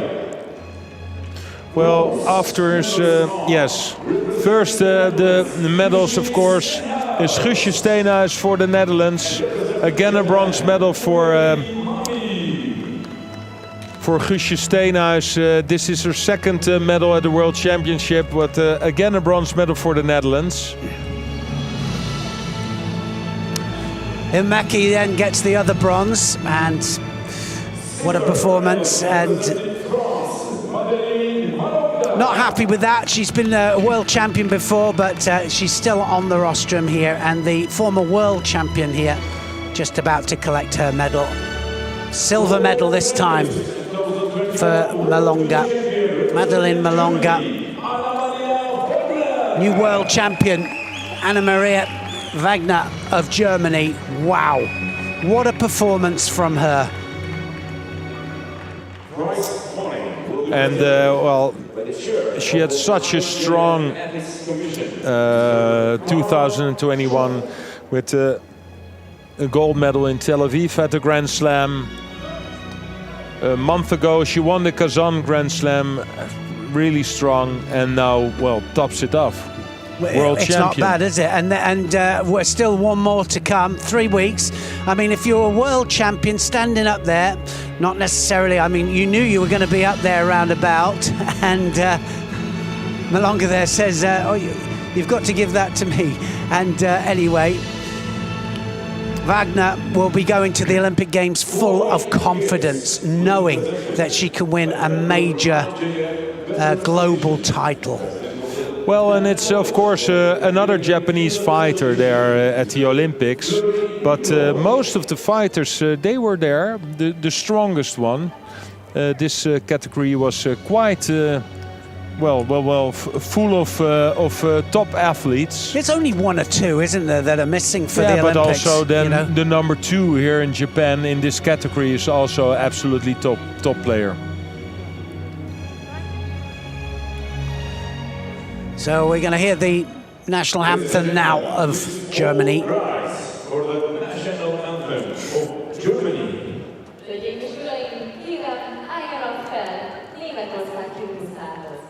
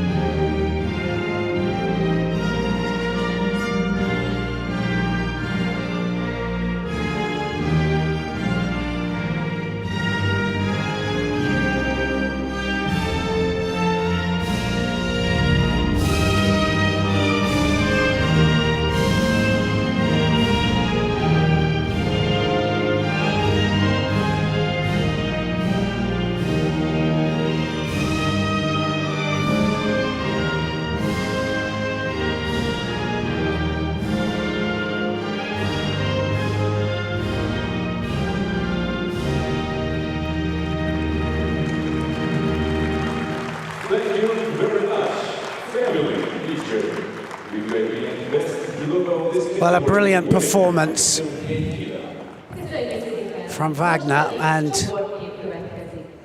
I think Malonga, it'll give her a chance to have a little think about what happened here and back in the training hall. You also you don't know what was her preparation.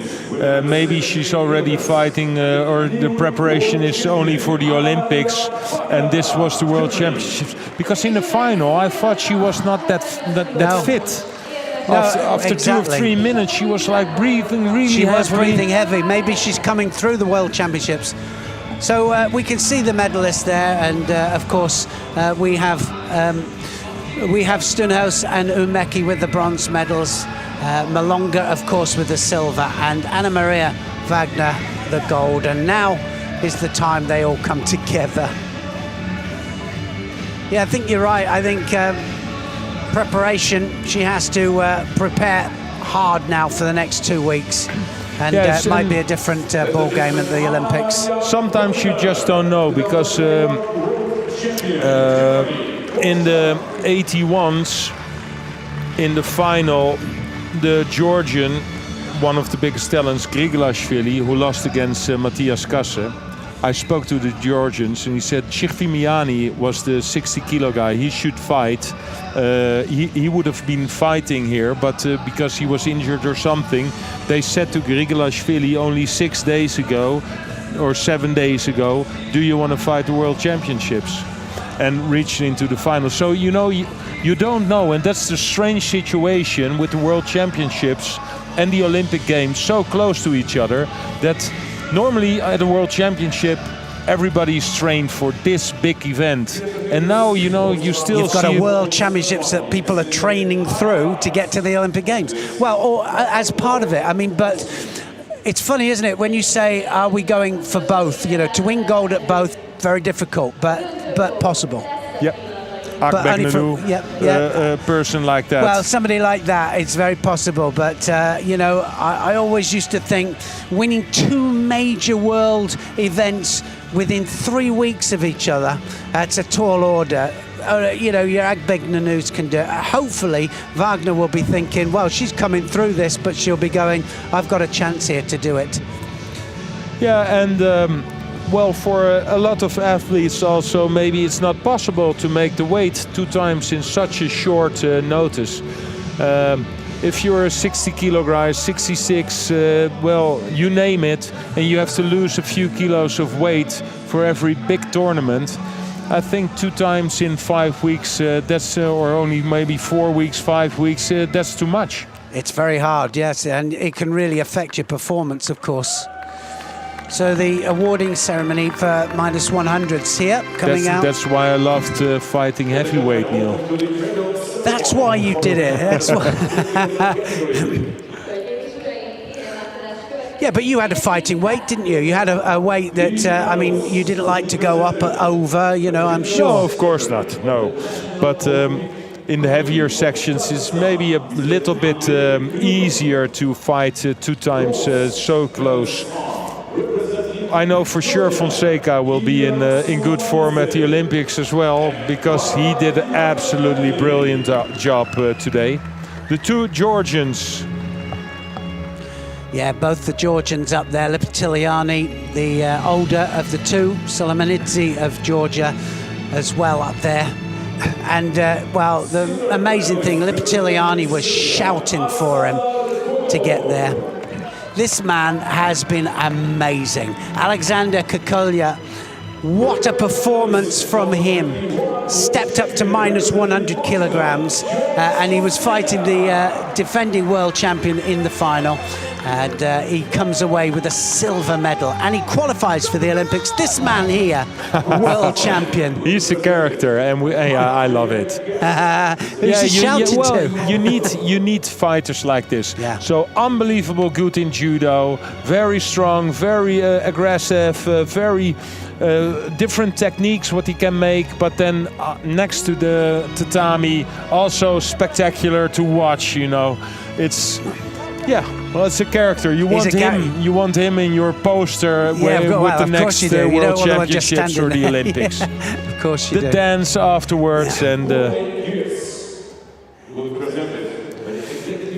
Yeah, it's the characters that we like. Well, they do such a, you know, especially if a character like him, the dance will be all over the media, won't it? I mean, it's going to be there.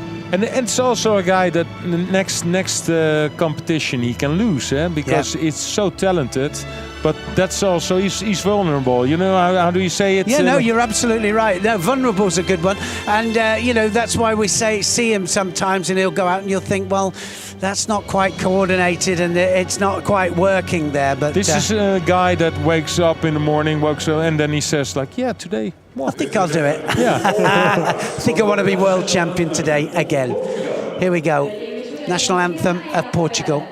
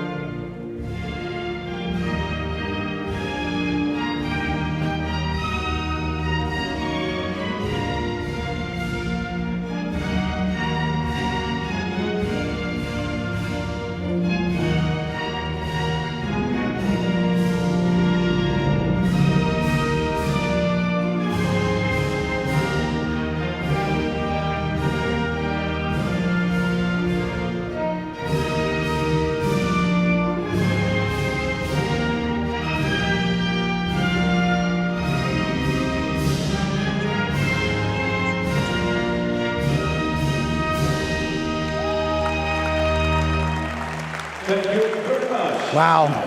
That's not sweat, is it? No. They were tears coming out there. That gave me goosebumps.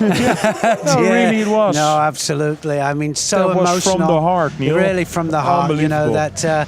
that is what our sport is all about. These, you know, we were talking about the friendships that we get all the way through our judo lives, and we have them for many, many years afterwards. These guys will be the same.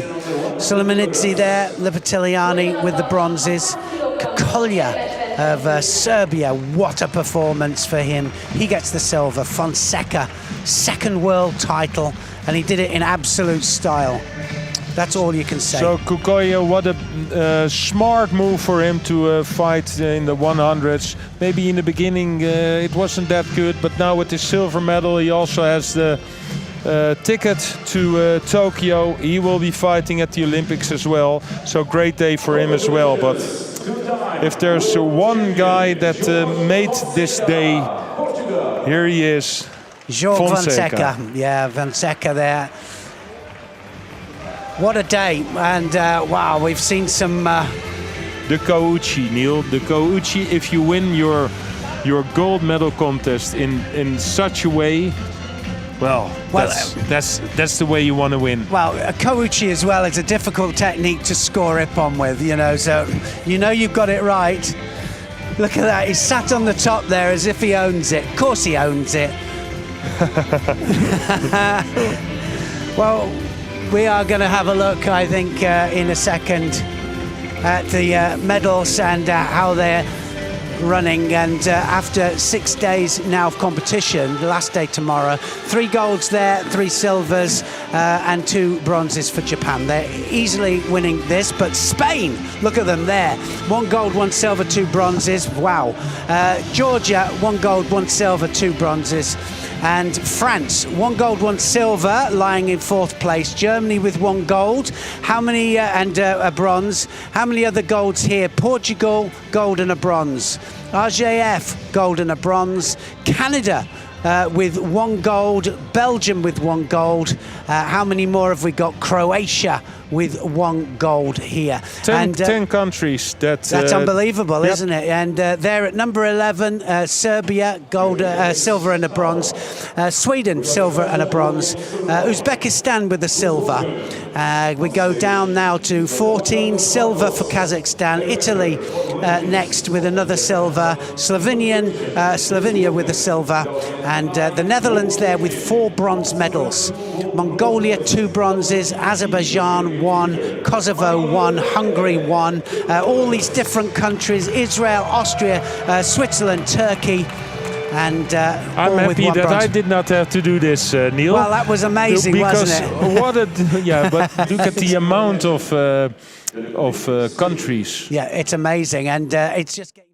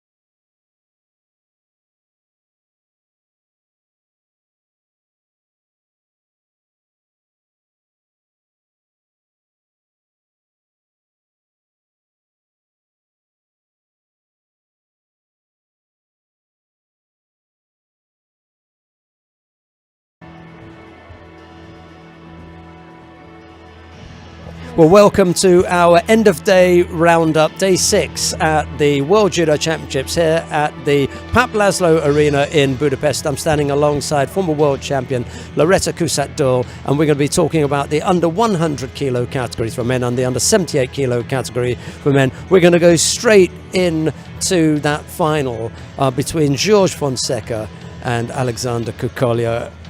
Good afternoon, Loretta, and your thoughts on that final. Fantastic. That's all you can say. A man that's come out here to retain his title, and he did it in style. He actually did it the second time round better than the first. Your money was on him from the start of the day. Yes, I'm one of his #1 fans, I must admit. Right from the word go, for many years I've followed his progression, and it's his style of judo, it's his personality that sort of oozes on this stage here at world level, and the technical presence, that Seoinage and that Kochigari. And he threw everybody. Everybody. He was a class on his own here today. Perfect. And he's not a one-trick pony with the shoulder throws. He did come with a classic Kochi for Ippon, in my opinion. Well, everyone was looking for the Seoinage, and yes, so was Kukolia. I think so. I think that was the game plan, wasn't it? It was when you watched the fight at the beginning. Kukolia came out and he didn't go forward. He either stood his ground or he backpedaled, which meant that Fonseca was chasing him for the first the first minute, and then by the time he got 2 hands on, you just have to laugh at him, didn't you? He's such a character, and he's actually a good groover as well. So all those hip movements come in well when it comes to doing his Seoinage and that Kochigari. That's where he gets his footwork from, definitely, in the nightclubs. Even Roy Meyer takes second place in the dancing stakes when it comes to George Fonseca. A terrific performance, especially when you consider that only Clarisse Agbegninu, who's now 5 times world champion, and Maruyama Yoshiro of Japan have been able to come back and take the titles. It really has been something special from Fonseca.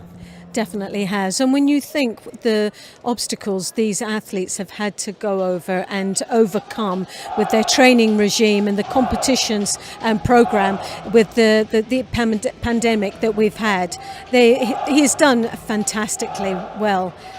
Look at the Kochigari on that. It's just textbook and beautifully done. Nice control. And he didn't just plant him, he buried him.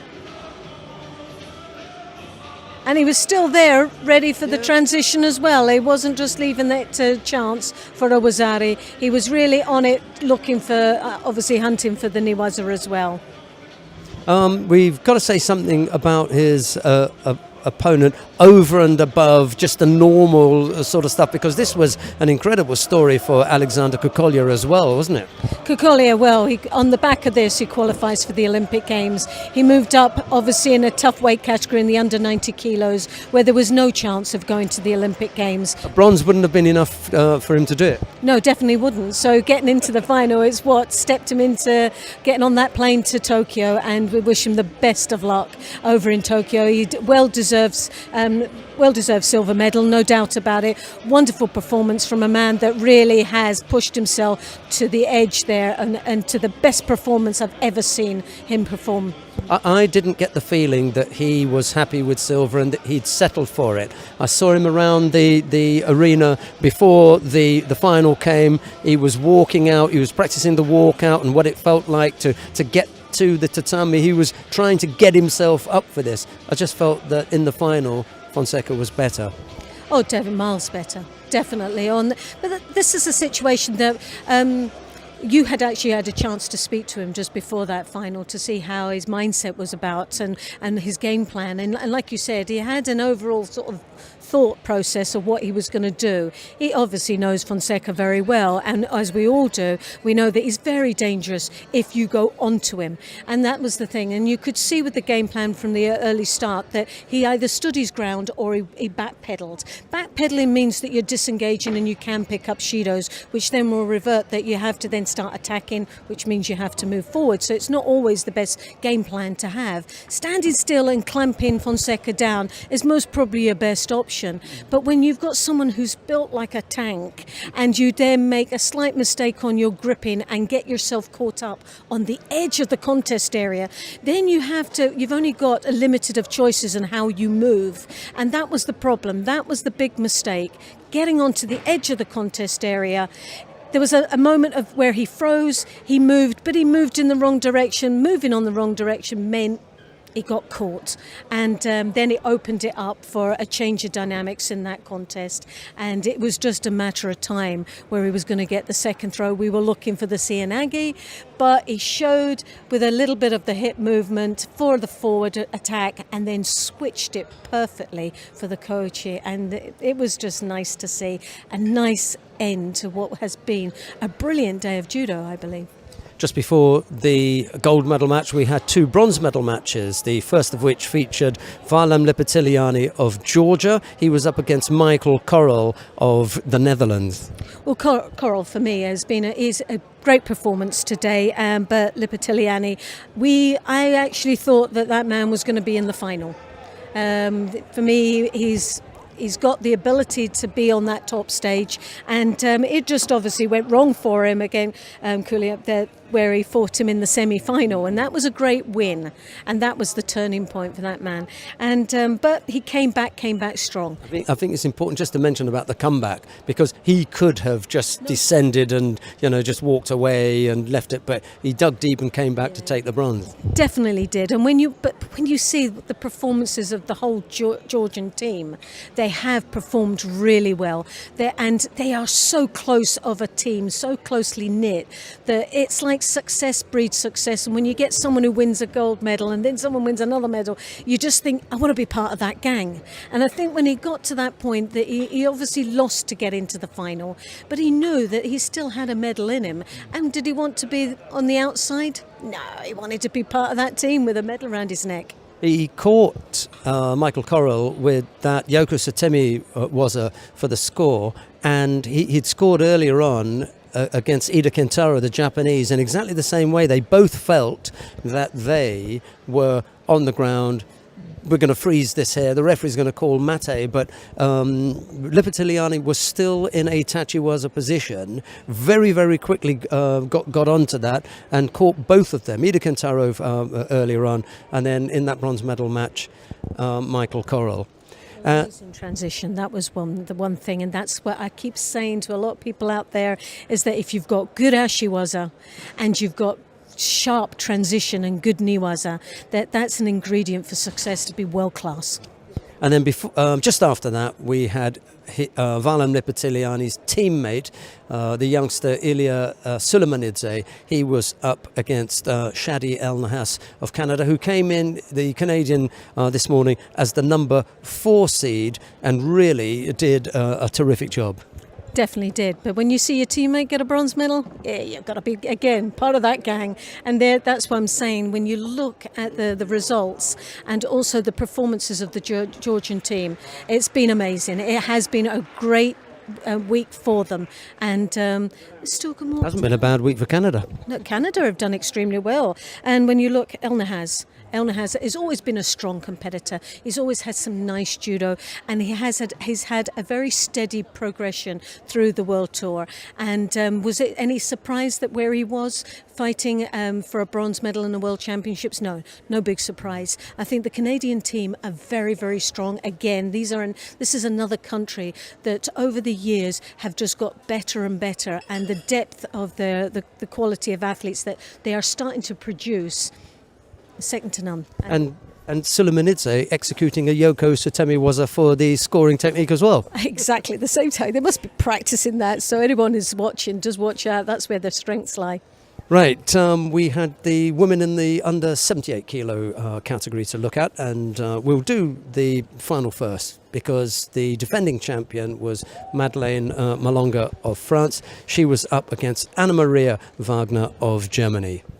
Well, Malonga, like we said earlier on, that Malonga started off a little bit slow, and she had a bye in the first round. The second fight was a little bit challenging with Prodan, and we know the Croatians have done extremely well with 1 gold medal from Barbara Macic. And for me, after that match, which was a bit testing for her, she just seemed to just go from strength. We saw the Malonga that we know so well, the Ouchigari, the Uchimata, the combination both in different directions, and she was a class act. But also on the other side was Wagner, looking to be that class act, and very, very similar in styles, very, very similar in their technical presence as well. So this was going to be... And in stature, physique. Stature as well. Everything about them, it was like a carbon copy. And that you knew that there was going to be a clash there. And really what it came down to, who wanted it more. And I think really the edge was who really had that desire to be on the top spot. Wagner, definitely. She maybe had the percentage of being that little bit more hungrier for it, never had a crack at it. This was her chance, and she took full advantage. And right from the beginning of that final, she took control. She was in control of that match. We thought as it got past the second minute that it was going to go a little bit horribly wrong, because we'd actually said to ourselves that this might be a burnout for Wagner if she keeps up the pace of this control, and it just means that she'll end up trying to pick her off at the end under maybe a half-hearted attack or a very soft approach to an attack. And there was a glimpse where it almost happened. Malonga was waiting, played a waiting game. It was getting very, very close to her getting penalised. And then all of a sudden, Wagner put in an attack, and she nearly fell at that hurdle, and she nearly fell into the trap. She was there waiting for it. But fortunate enough for Wagner, she didn't get caught with a score. But after that, she was back in there, and she was then fighting for that place and that top spot. And it was a great win. We had 2 bronze medal contests before that. The first of them featured Anastasia Turchin of Ukraine. She was up against Umeki Mami, a former world champion, Umeki Mami of Japan. Umeki for me has been good today, and again, as we would expect. From the Japanese. The form package, really good tachiwaza, great transition into niwaza, and again, a very steady progress right through until she met Malzahn. And that was a real challenge for her, and sadly, and then that was a challenging one when she went with Malzahn. You could see that she struggled with the high collar over the top, the uchimatas, this sort of overpowering figure, and then physical presence. You could beat one German, but not 2. But the physical presence of a German, and we knew that she was going to be in a little bit trouble if she went into the final and went into the semi-final. When she got Wagner, it was exactly the same type of fight, but one after the other was one too many, and that's where she fell right at that last hurdle. 2 Germans back to back, same type of style, and she struggled the first time. That must have rocked her a little bit, unsettled her, knowing that she was going to go in a semi-final with the same type of approach, but someone that was just that little bit stronger and a little bit more harder with her attacks, and that's where she fell. But going into the repechage, she came back to form, she bounced back well, and then obviously took the bronze medal, and she took it in style. A third World Championship medal for Umeki Mami. There was another bronze medal contest. This one featured an all-Dutch matchup. It was Marhinda Verkerk up against teammate Husha Steenhuis. Well, it was a win-win for the Netherlands, wasn't it? They get a 5th place and a bronze medal. And it was, as we would expect, obviously you had Steenhuis they'd fought each other so many times, and we knew what the track record was, and Steenhuis was the favourite to get that bronze medal. We just thought, because it was coming close to Verkerk in a retirement, and this was going to be her last event, part of her hearts was saying, let's go out with a bronze medal, let's make it a high for her. But again, Steenhuis was just very solid in her approach. There was a bit of a head-to-head, but when it actually came down to it, Steenhuis then halfway through just started to sort of ride away with it and take full control, getting the score, and that was it. And there was no comeback at all for her. But It was a nice performance. It was a good match, expected. It wasn't boring at all, where sometimes when you get two athletes that know each other, especially in the same country, know each other so well, it becomes stalemate. But they were both up for it. They were both wanting that medal, but the strongest athlete came through at the end. Well, as ever, in each of the weight categories, there are 4 medals up for grabs, a gold, a silver and 2 bronze medals. And that was a lovely shot at the end there. I've got to mention something about the team camaraderie between the pair, because for so long they had been going head to head. I mean, really going at it. And I was just wondering how it would end up. And there was such a friendship between the pair of them. You could really see it, both from Steenhuis to Verkerk and Verkerk, in return. I was glad to see that. Oh, so was I. And at the end of the day, these athletes have been battling away for that real top spot all the time. And yeah, there's going to be rivalry. But as we always say, it's only business. It's never personal. And then just one little bit of trivia in the under 78 kilo category before we end. We've got, as I was saying, we have 4 medals, a gold, a silver and 2 bronze. And the medals went to the number 1, 2, 3 and 4 seeds. It went exactly the way it was supposed to, apart from the fact that in the final it was the number 2 seed who overcame the 1. But, And another bit that missed this one. More Wagner winning the world title. Well, the last time they had a world medal was in 1993 in Hamilton World Championships, and that was Joanna Hug. Okay, there you go. We look forward to your company again tomorrow when we have day 7 of the World Championships. It's the last and final day of the individuals at the World Championships. We've got the teams on Sunday, but from Loretta Cusat Doyle and myself, it's bye-bye for now. Bye-bye.